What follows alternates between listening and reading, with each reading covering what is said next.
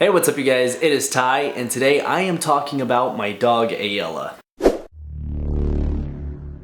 So you guys have probably seen my dog either on my Instagram or maybe a clip of her in some of my videos, but I've never made a video specifically talking about her when I felt like it was probably time to, because she's a huge part of my life. And I have a few things to say about her and clarify with you guys. So yeah, so I've had Aela for just over 3 years. I got her from the animal shelter when she was a puppy. Yes, she is adopted, but I have taken her in and raised her as one of my own. And she's like so fucking cool, you guys. Everyone who meets her always says that she's like the nicest dog, the sweetest dog, the prettiest dog. She's just the best, really. She is one of the only dogs I know that, you know, a larger dog breed that just loves to cuddle. Seriously, she loves to cuddle. I named her Aela the Huntress after a character in Skyrim. I was really big into Skyrim whenever I got her. If you've been subscribed to this channel for long enough, then you may have seen an old video where I actually showed puppies. Here's Jack, as you can see. Here's Elizabeth. And here's Booker. And here's Aela. In the summer of 2014, she had 3 little babies. We ended up giving them away, but they all went to good homes. And she was a wonderful mother. And she's still very mothering. Like the toys that we get her, she doesn't like chew them up and tear them up.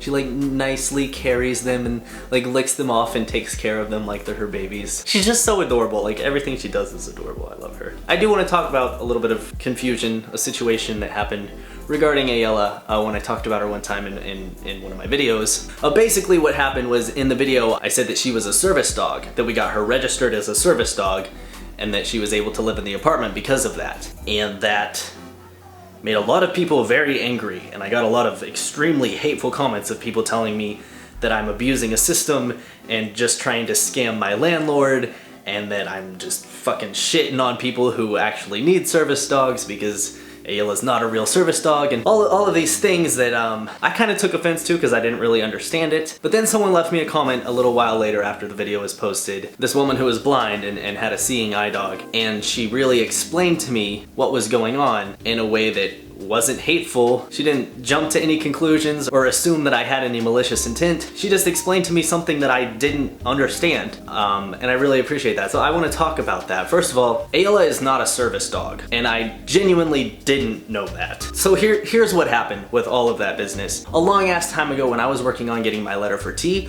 I was seeing a therapist and talking to him about my life and stuff, and this was at a time where I had just moved and had to leave Aela with a family friend for about a month. So I had just gone a month without seeing my dog and then got her back right before I started that therapy. And we talked about that. Talked about my depression and everything and anxiety and my relationship with Aela and how I like dogs and how I like animals and all this stuff. And he just told me like that, you know, with not having the dog, it made my depression a lot worse, and if I wanted to help with my anxiety and stuff, I could take her on walks or just go sit with her or brush her or do something with her to help calm myself down when I'm having an attack, because I do have a long history of depression and I have anxiety. So I started doing that, and I've been doing that ever since. You know, I just take a moment to visit with Aela, and it always makes me feel better. And since doing that and implementing that in my life, I was actually able to get off of my depression medication. So that was that. And then fast forward to I'm living with my grandparents, working on getting into an apartment, but I know that there's no way I can go without having her. I know that she has a place to stay if she needs to. She could have stayed with my grandparents, but I did not want to move somewhere. I couldn't go and live somewhere without her. I really couldn't. But then I was told by, you know, a really trustworthy family member that having Aela for my depression and my anxiety could meet the criteria of a service dog, and that it was really easy, and she had heard about, you know, people registering for it online, and that it doesn't take very much to do. And I was like, okay, great, then she can live in the apartment with me and I won't have to deal with not having her. Like, that's great. So she said she would do it all herself. All I had to do was get a note from my doctor or my therapist. So I did. Then, you know, she did whatever she did, something online, and ended up getting this packet with like a vest in it and a little ID card. And I was like, okay, great. And then I went and I filled out my application and did all this stuff for the apartment. All the people at the apartment needed was the letter from the doctor. They didn't need any of the stuff that this family member of mine got from the service dog registration. So, you know, I had that. I had the legal papers. I wasn't scamming anyone. You know, I had what we needed to move in there. I was just very ignorant towards the whole situation.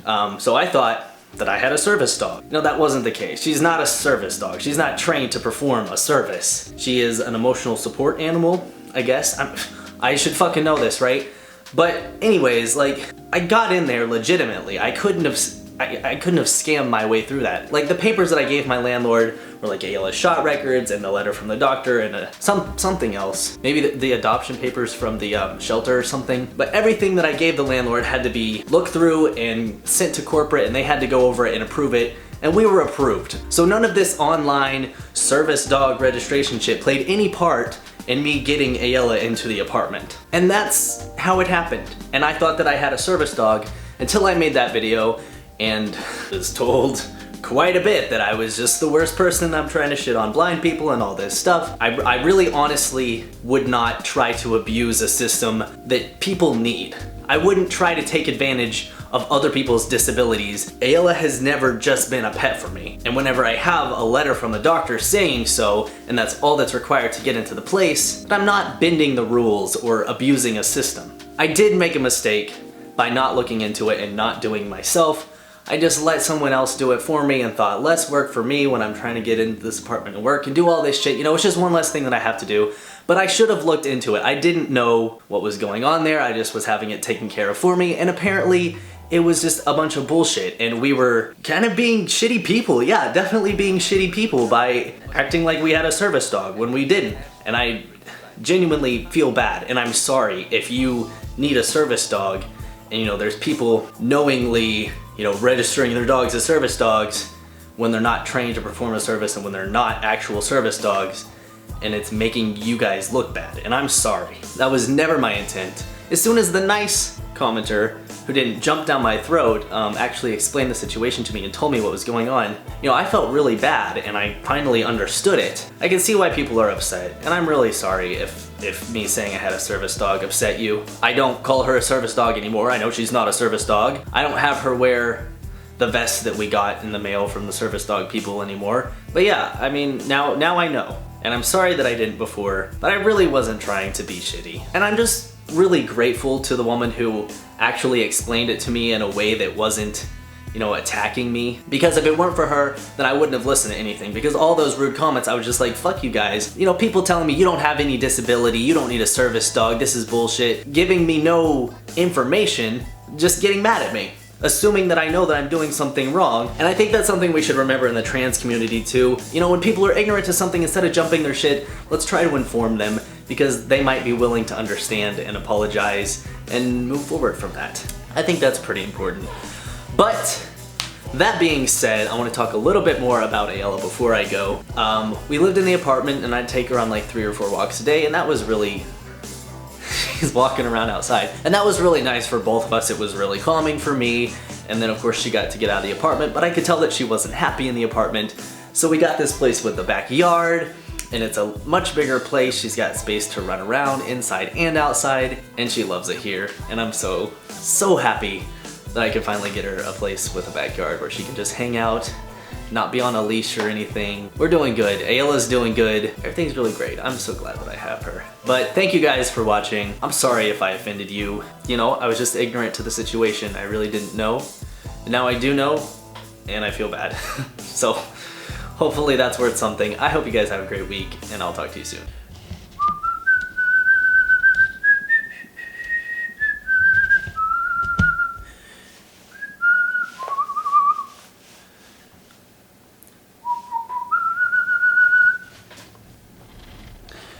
Within the sound of square mats, in restless dreams I walk alone, narrow streets of cobblestone.